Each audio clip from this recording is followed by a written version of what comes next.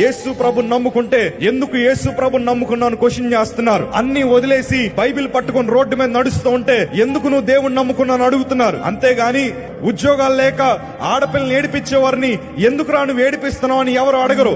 సమాజంలో తాగుబోతోడు భార్యను కొడతా ఉంటే ఎవరు ఆపడగరు, ఎందుకు కొడుతున్నావు అని.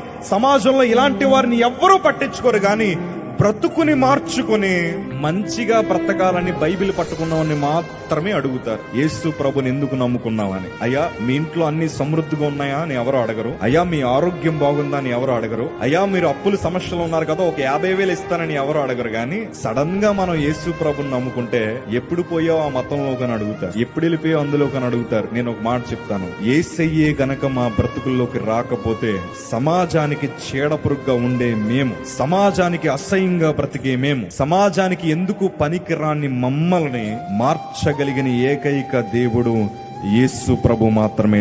ఆయనే గనక లేకపోతే నా తల మీద ₹1 పెట్టినా ఎవడో కొనుక్కోడు. Download ShareChat.